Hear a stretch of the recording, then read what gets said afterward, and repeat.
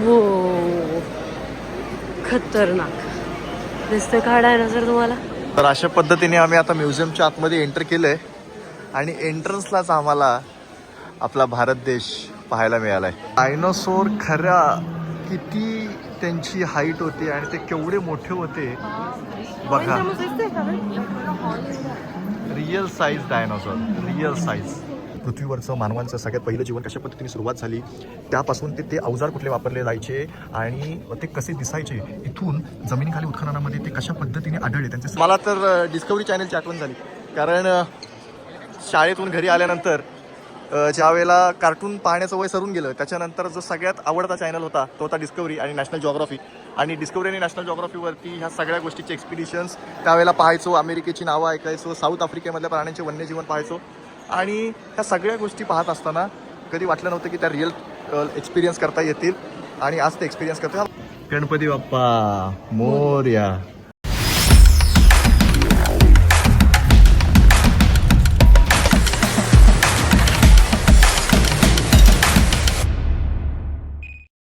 Hello guys, तर आता आम्ही निघालेलो आहोत फिरण्यासाठी. आणि आजचा क्लायमेट अपडेट हा आहे की पाऊस पडतोय, त्यामुळे रोडवरचं सगळं बर्फ निघून गेलेलं आहे, वितळलेलं आहे. आणि तुम्ही बघू शकता पूर्ण धुकं आहे आणि पाऊस आहे. आता पण बारीक बारीक पाऊस लागतो आहे, त्यामुळे थोडीशी थंडी कमी आहे, पण आहे. फिक्स साधारण 8 डिग्री वगैरे टेम्परेचर आहे या पावसात सुद्धा. सो क्लायमेटचा असा काही तुम्ही भरोसा नाही ठेवू शकत, पण इथलं जे वेदर फोरकास्टिंग आहे ते बेस्ट. त्याने जर सांगितलंय की स्नोफॉल होईल किंवा रेन असेल, तर ते ऍक्च्युली त्या टायमिंग मध्ये एक्सपिरियन्स करायला मिळतं. सो आम्ही इथे आल्यापासून आम्हाला हे स्नो आणि पाऊस दोन्ही गोष्टी बघायला मिळालेल्या आहेत. आणि या पावसात सुद्धा खूप छान दिसतंय सगळं. कालपर्यंत आम्ही ज्या रस्त्यांवरून फिरत होतो, बर्फ पडत होता, पडलेला होता, आणि मी तुम्हाला हेच रस्ते दाखवत होतो जिथं बर्फानी संपूर्ण रस्ते, फुटपाथ, इथली घरं, इथल्या ह्या सगळ्या गोष्टी बर्फाने आच्छादित झालेल्या होत्या. पण काल रात्री थोडा बघा पाऊस पडतोय बारीक बारीक, त्याच्यामुळे थोडीशी थंडीसुद्धा कमी झाली आहे. थंडी पण एवढी लागत नाही आहे. आणि इथं पूर्ण जे बर्फाचं आच्छादन होतं ते सगळं वितळून गेलं आहे. त्याच्यामुळे आता कुठेच असा थोडाफार प्रमाणात कुठेतरी बर्फ पाहायला मिळतोय जो उरला सुरलेला आहे. पण त्याच्या व्यतिरिक्त संपूर्ण जागेवरचं बर्फ पूर्णपणे वितळून गेलेलं आहे. त्याच्यामुळे इथं ज्या वेळेला बर्फ पडतो आणि समजा जर ते पाऊस पडला नाही तर वातावरण हे कायमच साधारण 0 ते त्याच्या खाली -5, -6 डिग्री असल्यामुळे इथला बर्फ वितळतच नाही. म्हणजे अगदी डोक्यावरती जरी सूर्य आला तरी त्याचा परिणाम इथल्या बर्फावरती होत नाही, आणि ह्याच कारणामुळे हा बर्फ वितळत नाही. पण जर विंट्री वेदर असेल, विंट्री मिक्स वेदर जर असेल, तर मग कधी कधी त्याच्यासोबत पाऊससुद्धा पडतो. आणि थोडा पाऊस पडला की मग असा हा सगळा साचलेला बर्फ आहे तो पूर्णपणे वितळून जातो. आणि आता आपण जसं बघतोय तसं पहिल्या दिवशी जेव्हा आम्ही न्यूयॉर्कमध्ये आलो त्या जसं वातावरण होतं तसंच ते आत्ता आहे. संपूर्ण क्लीन रस्ते, कुठेच बर्फ जास्त प्रमाणात पाहायला मिळत नाही आहे. तर आता आम्ही जस्ट मेट्रोतून बाहेर आलो, सबवेमधून, आणि आता आम्ही चाललेलो आहोत American museum of nature history. पाहूयात. आमू हे बाई इथून एंट्री आहे. हे बघ तिकीटसाठीचीच एंट्री आहे बहुतेक.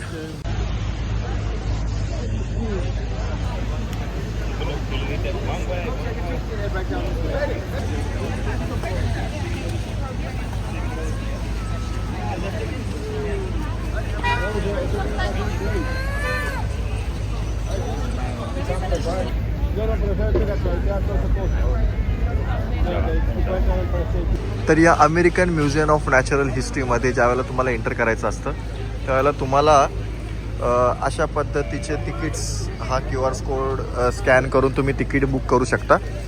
अमृता इथं तिकीट बुकिंगचं काम करते.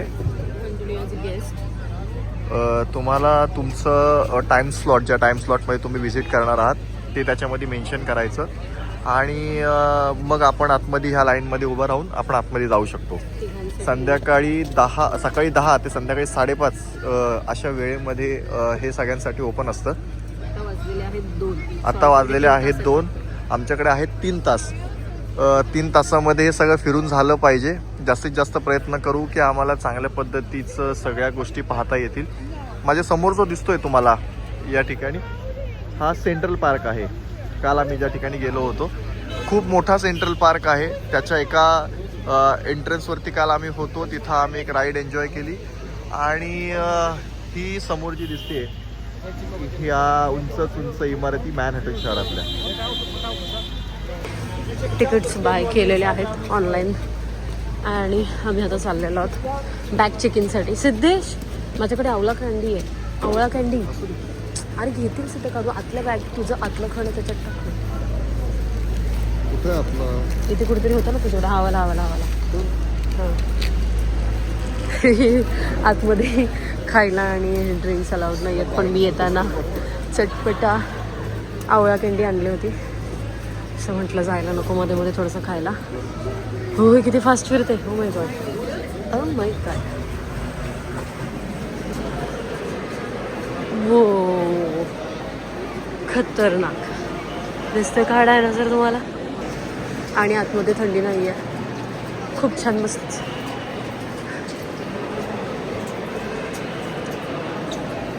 इतकी मोठी लाईन आहे एंट्री करण्यासाठी आणि समोर तुम्ही डायनासॉर्स बघू शकता. एक तर केवढा मोठा आहे आणि 2 छोटे छोटे आहेत. डायनासॉर्स बघू शकता तुम्ही. त्यांचं स्केलेटन आहे.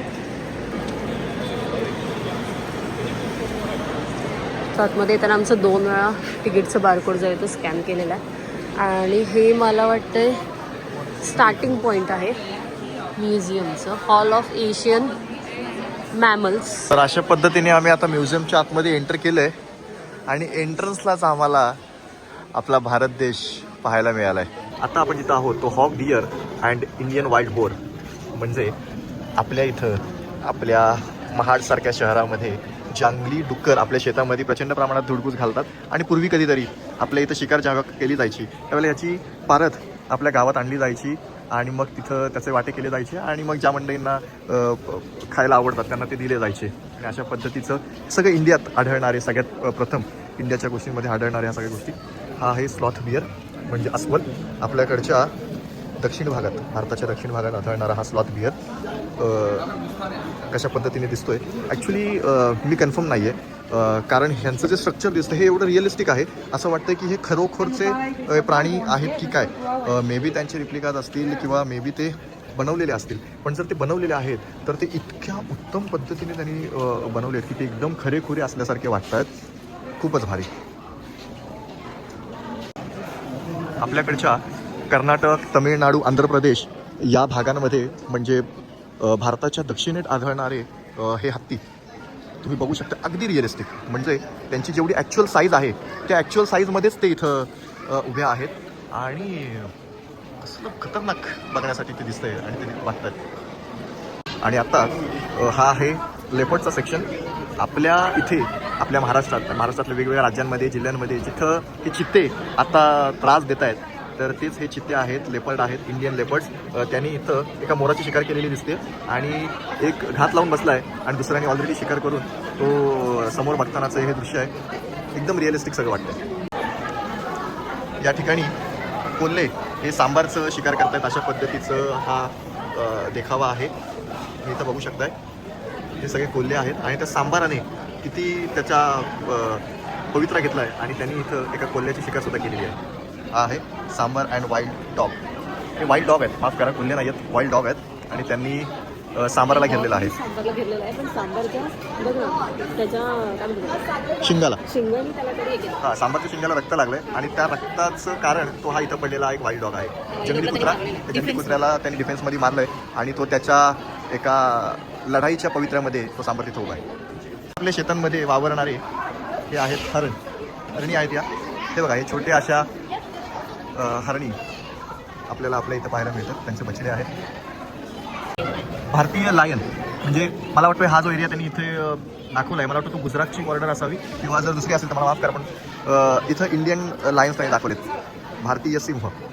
बघा रान गवे आपल्या महाबळेश्वरमध्ये आणि महाबळेश्वरच्या साताराच्या आणि अन्य भारताच्या विविध भागांमध्ये पहाडासारखे रस्त्यावरती उभे राहून प्रत्येकाला टशन देणारे हे रानगवे भारतीय प्रजाती. आणि आपल्या सगळ्यांची लाडकी प्रेमळ अशी गोमाता सुद्धा या ठिकाणी त्यांनी दाखवलेली आहे. आपल्याकडच्या घरांच्या मागे असणारा एखादा सीन तुम्ही इथं बघू शकता. अक्षरशः आपल्या इथं मिळणाऱ्या कोंबड्या, तो मागे कोंबडा सुद्धा दिसतोय, त्याचं सुद्धा स्ट्रक्चर किती बारकाईने या ठिकाणी दाखवलेलं आहे. ही गाय आहे आणि ही झाडं, बांबूची झाडं, बांबूचं बेट, आपल्या इथं मिळणारी ह्या सगळ्या झाडांचं स्ट्रक्चर इतकं जबरदस्त यांनी या ठिकाणी उभारलं आहे. पण हा देखावा अमेरिकेतला आहे. हे बघा हे एक शिंगी गेंडे. आपल्या इथं 25 पैशाच्या नाण्यावरती जो गेंडा दाखवला जायचा तोच हा इंडियन रेनॉसिस, भारतीय गेंडा. फक्त गाय आणि फक्त गाय दाखवण्यास थांबलेले नाही आहेत, तर इथं आपल्याला वॉटर बफेलो म्हणजे म्हशीसुद्धा बघायला मिळाल्यात. आपल्याकडे पाण्यामध्ये जाणाऱ्या ह्या वॉटर बफेलो असा उल्लेख यांनी या ठिकाणी केला. वॉटर बफेलो म्हणजेच आपल्या इथं सहजासहजी दिसणाऱ्या ह्या म्हशी आहेत. सगळा जो चेंबर आहे तो आहे हॉल ऑफ एशियन पीपल्स, म्हणजे आपला एशिया खंडातील लोकांचा हा हॉल आहे. इथं आपला भारत दिसतोय आणि ही आपली मुंबई. आणि एवढं जबरदस्त आहे की ही बुद्धांची प्रतिमा बघा. कोण म्हणेल की आम्ही आता अमेरिकेमध्ये आहोत म्हणून. ही बुद्धांची प्रतिमा. आणि अजून तुमचं लक्ष मी एका गोष्टीकडे नेऊ इच्छितो. गणपती बाप्पा मोरया. गणपती बाप्पांची ही किती सुरेख अशी मूर्ती आहे, ब्रॉन्झमध्ये आहे. आणि बघा हिंदू गॉडची प्रतिमा. हे बघा ही सुद्धा समई आहे. ही सुद्धा समई आणि दिवास म्हणू शकतो. मूर्ती आहे. हो 2 नाग आणि मध्ये मूषक म्हणजे उंदीर मामा आहे. खूप मस्त. वा वा वा वा. आपल्या इथल्या वास्तुकलेचा, आपल्या इथल्या शिल्पांचा सुंदर असा आविष्कार अमेरिकेमध्ये या लोकांनी जगाला दाखवायला ठेवलाय. असं वाटतं की कुठूनतरी आणून ह्या गोष्टी यांनी इथे ठेवलेलं आहे. फक्त भारतीय संस्कृतीचाच आणि प्राण्यांचाच इथं जतन केलेलं नाही आहे, तर आपल्या आशिया खंडामध्ये मानवाची निर्मिती कशी झाली आणि त्याची सुरुवात कशी झाली, त्याचे काही अवशेष जे सापडले गेले किंवा त्यावेळेचे जे अवजार वापरण्यात होते ते सगळ्यांचं म्हणजे मानवी शरीराची संरचना कशा पद्धतीची होती, पृथ्वीवरचं मानवांचं सगळ्यात पहिलं जीवन कशा पद्धतीने सुरुवात झाली, त्यापासून ते अवजार कुठले वापरले जायचे आणि ते कसे दिसायचे, इथून जमिनीखाली उत्खननामध्ये ते कशा पद्धतीने आढळले, त्यांचे स्ट्रक्चर्स काय होते, हाडं कशी सापडली, त्यांचे तिथं दात आहेत समोर, तर ह्या गोष्टी कशा सापडल्या. फ्रान्समध्ये सापडलेल्या आर्किओलॉजिस्टना. हां, तर हे फ्रान्समध्ये सापडलेलं आहे आर्किओलॉजिस्टना. आणि मग त्यांनी हे सगळं असं संग्रहालय करून ठेवलेलं आहे. तर हे समोर आहेत. हे सुरुवातीच्या काळामध्ये दगडांचा वापर करून जे अवजार बनवले जायचे, तर ते अवजार कशा पद्धतीचे होते ते अवजार त्यांनी इथं दाखवण्याचा प्रयत्न केलेला आहे. इतकं जबरदस्त केलं आहे की तुमची एक नजर मी परत एकदा त्याच्यामध्ये वळवतो की कुठल्या क्लायमेटमध्ये ते वापरले जायचे. म्हणजे कोल्ड क्लायमेटमध्ये बघा इथं कोल्ड क्लायमेट असं लिहिलेलं आहे. कोल्ड क्लायमेटमध्ये हे वापरले जायचे. त्याच्यानंतर जर वॉर्म क्लायमेट असेल म्हणजे गरम वातावरण, तर त्या गरम वातावरणामध्ये हे वापरले जायचे. अशा पद्धतीचं स्ट्रक्चरिंग त्यांनी केलं आहे. आणि हो ना, कुठल्या इयरमध्ये ते सापडलेले आहेत, म्हणजे त्यावेळेला ते वापरले जायचे, अशा सगळ्याचा उल्लेख त्यांनी या ठिकाणी केला. नंतरच्या काळामध्ये प्राण्यांच्या हाडांपासून सुद्धा काही अवजार बनवले जायचे. तर म्हणजे हस्तिदंत आलं किंवा मग सांबाराचं शिंग आलं किंवा आणखीन काय, तर त्याचंही या ठिकाणी त्यांनी प्रदर्शनामध्ये केलेलं आहे. होमो सॅपियन्स तर आपणच आहोत सगळेजण. मानवी प्रजाती जी पृथ्वी तलावरती इस्टॅब्लिश झाली, जी इव्हॉल्व झाली, ते सगळे आपण होमो सॅपियनच. हा नायकीचा साईन नाही आहे, तो आहे वेस्टर्न युरोपमध्ये सापडलेल्या अवजारांपैकी एक. तुम्ही हे बघताय का की किती लहान लहान अवजार आहेत आणि कसे ते दिसत आहेत. मायक्रोलिथिक फ्लेक्स अँड टूल्स असं त्यांचं उल्लेख त्यांनी केला आहे. म्हणजे एक्सपिडिशन करताना हे किती बारकाईने या लोकांनी सगळं बघितलं आहे आणि एक्सपिडिशन झालेलं आहे, उत्खनन झालेलं आहे की एवढे बारीकातले बारीक अवजारसुद्धा त्यांना सापडले. तर हा जो भाग आहे ह्याला निएंडरथाल असं म्हणतात. म्हणजे होमोसेपियन्सची सुरुवातीला मानवी सजीव जन्माला आले ते मेल्यानंतर कसे पुरले जायचे तर त्याची एक प्रतिमा, त्याचं एक रिप्लिका त्यांनी ह्या ठिकाणी साकारले. अशा पद्धतीने मानव पुरले जायचे, होमोसेपियन्स पुरले जायचे आणि निएंडरथाल अशा पद्धतीचा उल्लेख त्यांनी या ठिकाणी ह्या वॉलवरती केला आहे. याच्याबद्दल जर तुम्हाला अजून काही माहिती असेल तर तुम्ही मला कमेंटमध्ये सांगू शकता. बर्फात वावरणारी जी काही कम्युनिटी होती ती बर्फामध्ये कशी शिकार करायची आणि कसे ते सगळे वावरायचे, त्यांची घरं कशी होती, या सगळ्याचं एक सुंदर असं दृश्य या ठिकाणी पाहायला मिळतं. आईस एजचं ॲडॉप्शन जेव्हा झालं त्याच्यानंतर मग त्यावेळेची माणसं आईस एजमधनं कशी पुढे जगली, प्राण्यांची गोष्टी कशा घडल्या आणि ते सगळे याच्यात दाखवले. आपल्या इथल्या गुहांमध्ये जे काही चित्र काढलेले होते, त्याच्यानंतर लाकडांवरती जे काही लिहिलेलं होतं, ज्या काही दृश्य कोरलेली होती, त्याचंही या ठिकाणी बारकाईने त्यांनी चित्रीकरण केलेलं आहे. तुम्हाला इथं पाहू शकताय की इथं समोर बोट दाखवलेले आहे, म्हणजे ते पाण्यामध्ये चाललेत आणि पाण्यामध्ये ते मासे आहेत. माशांचं ती कशा पद्धतीने शिकार करतायत. त्याच्यानंतर इथं बघा, इथं एक प्राणी दाखवला आहे, त्याच्या मागे जो छोटा प्राणी आहे तो माझ्या मते कुत्रा असावा आणि मग इथे भाला आणि मला वाटतं तो धनुष्यबाण आहे आणि त्याच्याने तो त्याची शिकार करतोय. तर ह्या सगळ्या इतक्या भन्नाट गोष्टी आहेत की आपण फक्त बघतच राहावं. ह्या बघा, इथं सुद्धा काही चित्र कोरलेली आहेत. ट्राईब ज्या ठिकाणी राहायच्या, ज्या कम्युनिटीज राहायच्या, तर मग त्यांच्या ज्या पॉटरीज सापडलेल्या आहेत संशोधकांना, तर आणि काही अवशेष सापडलेले आहेत त्यांच्या इथे, तर ते सुद्धा त्यांनी या ठिकाणी ठेवले. अशा पद्धतीच्या पॉटरीज सापडलेल्या आहेत. हे तर अख्खं भांडं त्यांनी तयार केलं. त्याच्या आतमध्ये तुम्ही जर बघितलं तर ते जॉईन केलेलं आहे पूर्णपणे आणि ह्या त्याच्या पॉटरीज आहेत, ज्याला मराठीत आपण खापरं म्हणतो. द राईज ऑफ पर्शियन्स अशा उल्लेखाने या ठिकाणी ह्या गोष्टी दाखवण्यात ठेवल्या. जे पर्शियन्स होते 5th सेंचुरीमध्ये, 5th सेंचुरी BC मध्ये, ते कुठल्या पद्धतीचे अवजार वापरायचे आणि त्यांचं ह्या काही गोष्टी त्यांनी इथे दाखवायला ठेवल्या. द ज्यूज ऑफ एशिया या फलकाखाली इस्रायल, त्याच्यानंतर सिरिया, इराण, यमन या भागामध्ये आढळणाऱ्या ज्या ट्राईब्स आहेत, ज्या कम्युनिटी आहेत, त्यांच्या गोष्टी इथं प्रदर्शनासाठी ठेवलेल्या आहेत.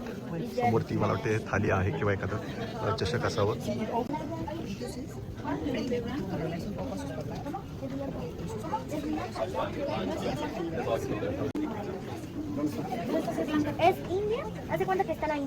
त्यावेळेच्या संस्कृती, त्यावेळेचे जे काही कम्युनिटीज होत्या त्या कशा राहत होत्या, कशा बिल्ड झाल्या, तर त्याचं हे आहे Alexandria the 1st century, Alexandria शहराची ही रिप्लिका. त्यावेळेची घरं आणि इमारती कशा पद्धतीच्या होत्या त्याचं हे सुंदर चित्रीकरण.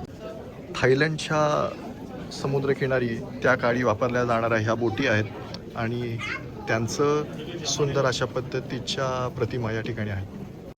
या दालनामध्ये वरती गौतम बुद्ध आहेत आणि हे सगळं जे या ठिकाणी लावलं आहे हे जापनीज लोकांच्या कल्चरवरती आहे. जापनीज लोकांची ट्राईब कशी इस्टॅब्लिश झाली आणि सगळेच हे बघा, या ठिकाणी त्यांचे खेळ आणि त्यांच्या सगळ्याच गोष्टी, म्हणजे अगदी त्यांच्या जडणघडण, तिकडची घरं, तिकडची माणसं आणि सगळ्याच गोष्टी या ठिकाणी दाखवल्या आहेत.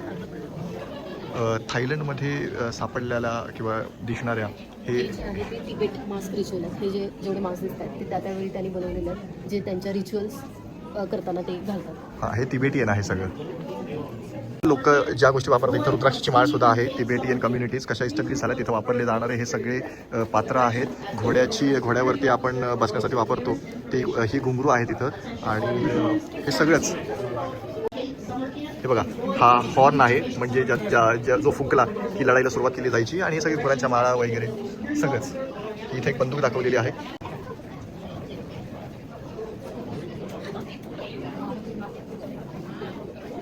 यम दाखवलं बघा, यम रेड्यावरती बसलेला यम आहे. इथं त्याचा उल्लेख सुद्धा यमा असा केलेला आहे. रेड्यावरती बसलेला यम काळाचा देवता आणि इथं यमंतका म्हणून उल्लेख करून ही मस्त वाचना दाखवली बघा.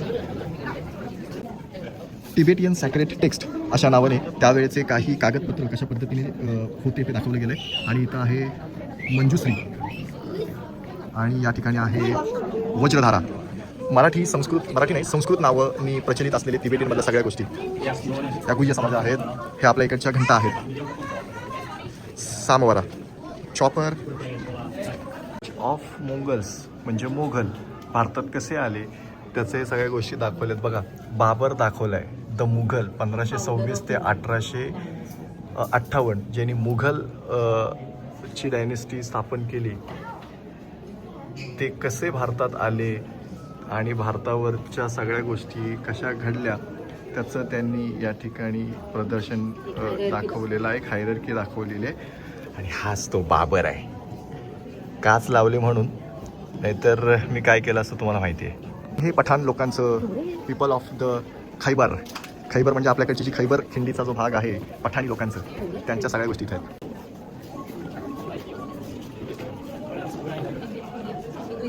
आपल्या भारतीय शिल्पकलेचा अजुबा द इंडियन हिंदुइझम. हे सगळी कॉन्सेप्ट दाखवलेलं आहे. Vishnu concept Lakshmi left and Bhumi Devi. इथे हनुमान दाखवलेला आहे. इथे पुन्हा कृष्ण दाखवलेला आहे. इथे बालकृष्ण दाखवलेला आहे. हे इथे रामायणामध्ये दाखवलेलं आहे. रामायणातली सगळी पात्र आहेत. इथे एखादी सगळी वापर दाखवलेला आहे. वानरसेना आणि सगळं सन ऑफ शिवा स्कंद दाखवलेला आहे.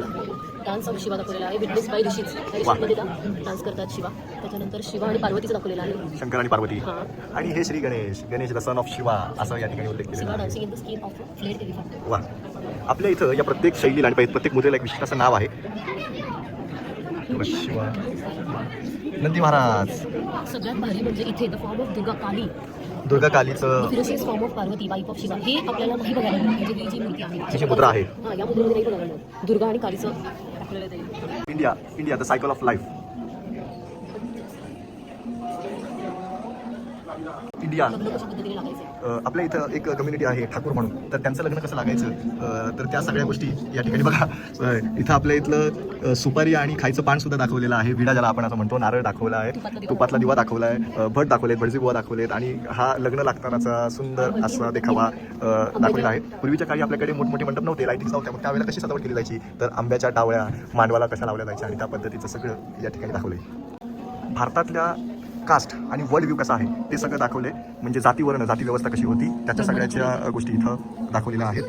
सगळ्यात वरती ब्रह्मा आहेत आणि मग त्याच्यानंतर या सगळ्या गोष्टींमध्ये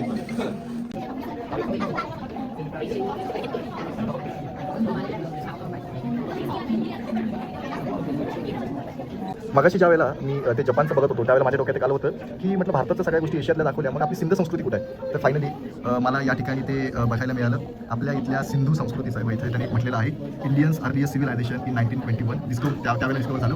आता पाकिस्तानमध्ये आहे, पण त्यावेळेचं सिंध प्रांत आणि काही भाग आपल्याकडे सुद्धा त्या इथं कशा पद्धतीचं मोहिंजोदडो आणि हडप्पा संस्कृती सिंध प्रांतामध्ये कशा फळाला आल्या त्याचं एक सुंदर असं दृश्य. आपल्या इथं जे गौतम बुद्धांचे अनुयायी पाहिले जातात, ज्यांना भिक्षू असं म्हणतो, बौद्ध भिक्खू असं म्हणतो, मॉन्क ज्याला इंग्लिशमध्ये म्हणतात, त्यांचा पहिराव कसा असतो, त्यांच्या सगळ्या गोष्टी त्यांनी या ठिकाणी दाखवलेल्या आहेत. आपल्या महाराष्ट्रातील अजंता आणि वेरूळ इथल्या केव्जमधल्या इथल्या लेण्यांमधलं हे सुंदर असं चित्र.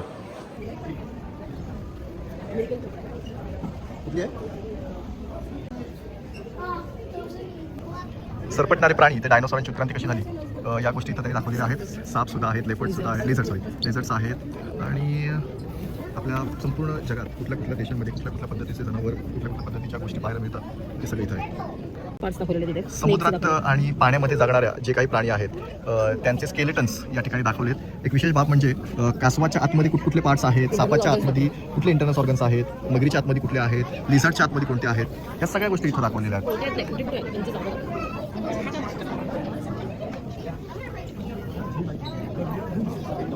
सर्प म्हणजे साप कशा पद्धतीचे असतात ते दाखवले. मला वाटतं ही नाणीटी आहे काय, ही समोरची नाणीटीसारखी दिसली मला.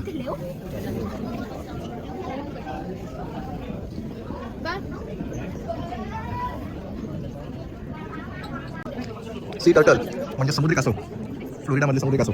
कोमोडो ड्रॅगन असा उल्लेख करून यांनी हे प्राणी ठेवले, ज्यांनी जंगली सुवर म्हणजे जंगली डुकराची शिकार केली. मराठीमध्ये याला काय म्हणतात, घोरपड. चुकत असेल तर काय म्हणतात ते मला सांगा. Indian Python. मला वाटतं इंडियन पायथन म्हणजे सॉरी हा किंग कोब्रा आहे. कर्नाटक आणि आपल्या दक्षिण भागामध्ये जो कोब्राची प्रजाती मिळते तो किंग कोब्रा. ते काहीतरी किंग कोब्रा. आणि मला वाटतं तो आहे पायथन म्हणजे अजगर. आपल्या बिळात त्यांनी घातलेल्या अंड्यांचं संरक्षण करत उद्या बसला. इथं आतमध्ये मला चोपई पाहायला मिळाली. लहानपणी आपण चोपईला रामाची शपथ घालायचो ती पाठी येऊ नये म्हणून, तर तीच ही चोपई. रेटिक्युलेटेड पायथन असा उल्लेख करून हा इथं मला मोठा अजगर दाखवलेला आहे. साऊथ अमेरिकेमध्ये सापडला जाणारा एनाकोंडा. बघून घ्या, जवळून बघून घ्या. तुमच्या भावानी जाम मोठी डेअरिंग केली. एनाकोंडाच्या जवळ गेला मला तेच सांगतोय. ऑस्ट्रिच म्हणजे शामरुख आणि हे जंगली डुक्कर. हा बघा, हा इथं हायना आहे आणि समोर हे सगळे वल्चर्स आहेत म्हणजे गिधाड आहेत. त्यांनी तिथं झेब्राची शिकार केली आहे आणि हे मला वाटतं कोल्हे असावेत किंवा मग जंगली कुत्रे असावेत. आणि हे वल्चर्स आहेत. एक कावळा सुद्धा दाखवला आहे. हे गिधाड आहेत आणि ते गिधाडांनी तिथं कुठल्या तरी वाघाने शिकार केली आणि मग त्याच्यावरती आता मेलेल्या मृतावरती हे सगळे गिधाड येऊन बसलेले आहेत. बघा, तुम्हाला जर आपल्या इथं गिधाड बघायचे असतील तर आपल्या सिस्कॅप या संस्थेने श्रीवर्धनच्या इथं जी काही ह्या सगळ्या वल्चर्सची कम्युनिटी वाढवलेली आहे त्याच्यामध्ये भारतातल्या वल्चर्सचं प्रमाण वाढवण्यामध्ये आपल्या सिस्कॅपचा खूप मोठा हात आहे.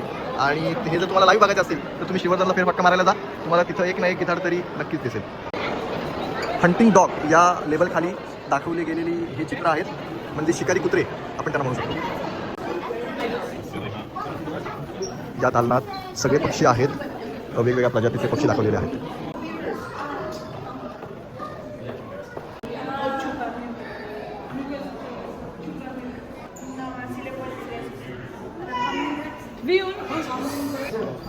वटवाघूळ,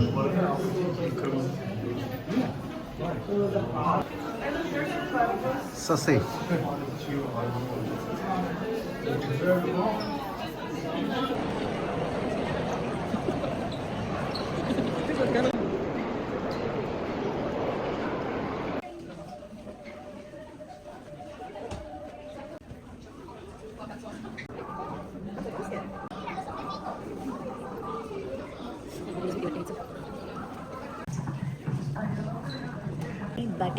बॅटिंग प्रोसेस दाखवलेली आहे जी आपल्याकडे मला वाटतं त्याच्या साड्या, शॉल आणि ड्रेस मटेरियल मिळतं.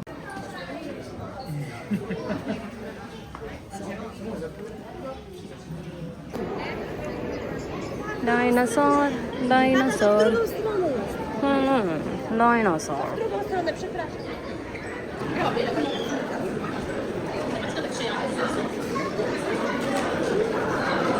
गर्दी बघू शकता तुम्ही.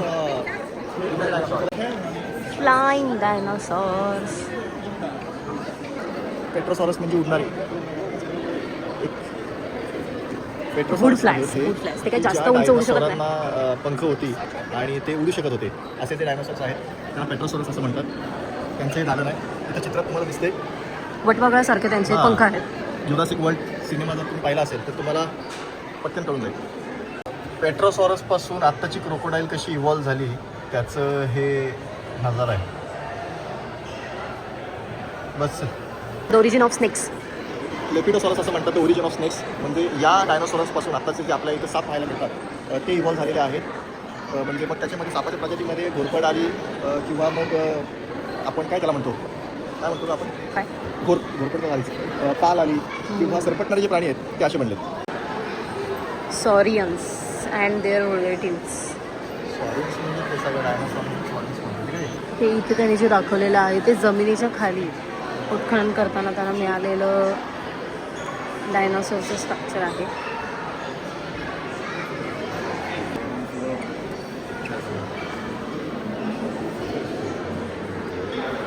ब्लॅकोडोनट्स आणि नॉथोसॉरस म्हणजे आपल्या इकडचे जे कासव आहेत किंवा पाण्यामध्ये राहणारे जे टर्टल किंवा टॉर्टॉईज आहेत ते कसे इव्हॉल्व झाले त्याच्यासाठी.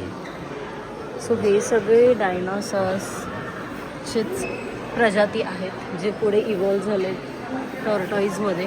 तुम्ही त्यांचं ते लार्ज स्केल म्हणजे हे तुम्ही त्याचा आकार बघू शकता की आपल्याकडचे कासव अशाच प्रकारचे असतात. Touch this vertebra from the backbone of placers like the one suspended from the ceiling. वरती सिलिंगवरती जे ठेवलेलं आहे तर त्याचं फील घेण्यासाठी त्यांनी इथे हे हात लावायला ठेवलेलं आहे. कसं आहे ते लाकडासारखंच वाटतंय. मे बी त्याला पॉलिश केलेली असणार आहे. दगडामध्ये सापडलेले हे जे आहेत टेट्रापॉड्स ते देखील त्याने इथे दाखवलेलं आहे.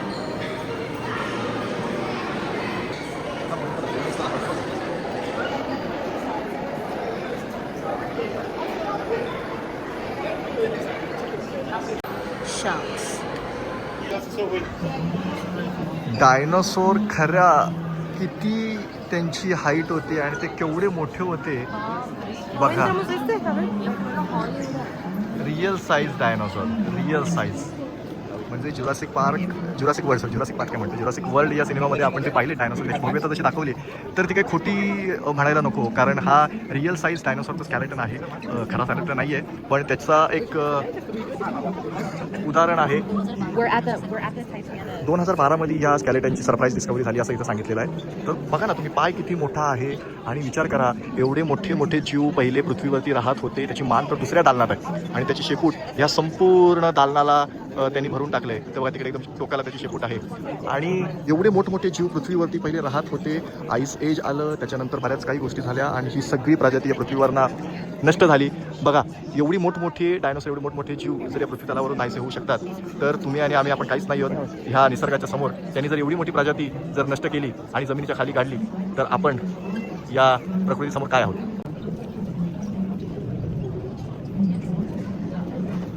आणि ॲक्च्युली मी थोडा कन्फ्यूज आहे की हे रिअल स्केलेटन्स आहेत, म्हणजे हे वाले, की त्याचे डमी आहेत.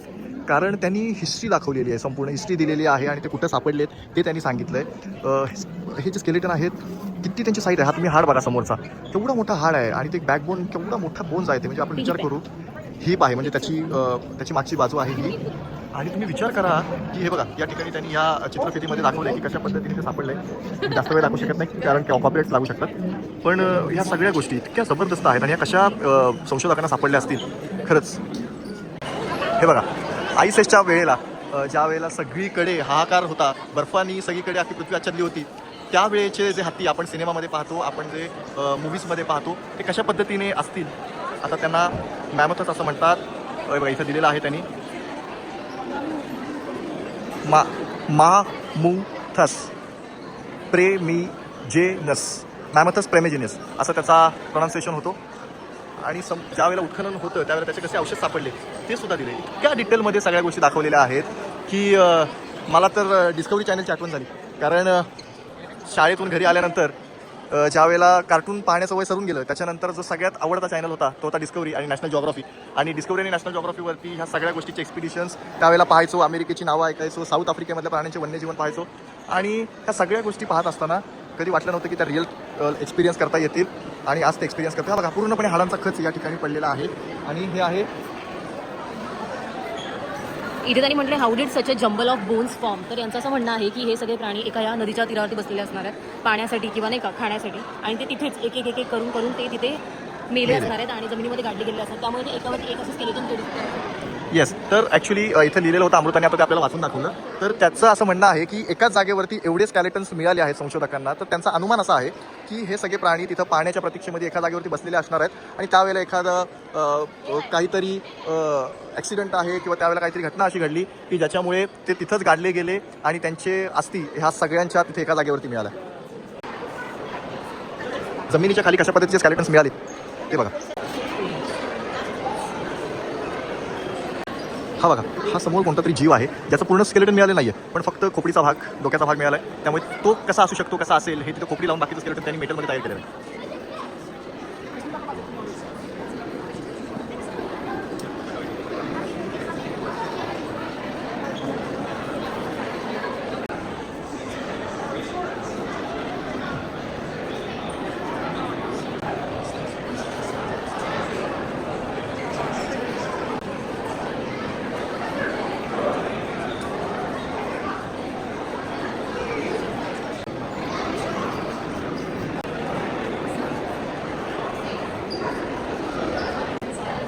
ही माझ्यासमोर संपूर्ण हरायकी आहे. कसे डायनोसॉर्स इव्हॉल्व झाले, कसे डायनोसॉर्स तयार झाले आणि त्यांचे प्रकार कोणते कोणते, तर त्या सगळ्या गोष्टी आहेत. मला वाटतं इथून सुरुवात आहे, होल इन हिप सॉकेट डायनोसॉर्स, आणि मग त्या गोष्टी कशा इव्हॉल्व झाल्या, कशा तयार झाल्या, त्या सगळ्या गोष्टी दाखवल्या. आणि तिथे एक अलाइव्ह टुडे म्हणून एक प्राणी दाखवला आहे जो आता आपल्या इथे सापडतो. बाकी हे सगळे आता इथे जमा झालेले आहेत.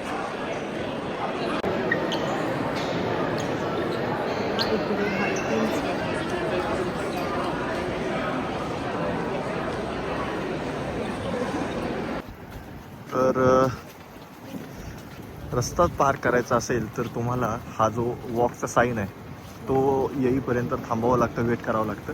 आणि मी ही व्हिडिओ काढण्यामागचं कारण तुम्हाला हा समोर जो पोकेमॉनचा बॉल दिसतोय याचा अर्थ जिथं जिथं तुम्हाला हा पोकेमॉनचा बॉल दिसेल याचा अर्थ इथं सबवेचं स्टेशन आहे, मेट्रोचं स्टेशन आहे. बघा इथे मी म्हटलं होतं इथे 81 स्ट्रीट म्युझियम नॅचरल हिस्ट्रीचं सबवे स्टेशन. येस, तर आता इकडे आमू. तर आता आम्ही मेट्रो स्टेशनला चाललो आहे. आजच्या दिवसापुरतं एवढंच. म्युझियम खूप छान होतं, फिरून झालेलं आहे. काळोख पडला आहे, बाहेर वारा सुटला आहे त्याच्यामुळे. आणि आता रात्री कुठल्याही पद्धतीचे स्पॉट रात्रीचं फिरायचे आमच्या राहिलेले नाही आहेत, म्हणून आता आम्ही आमच्या रूमवर जातो आहे. जर उद्या परत भेटूयात नवीन अट्रॅक्शनसोबत. तोपर्यंत आपल्या चॅनलला लाईक केलं, सबस्क्राईब केलं नसेल तर सबस्क्राईब करा, लाईक करा, शेअर करा आणि कनेक्टेड राहा.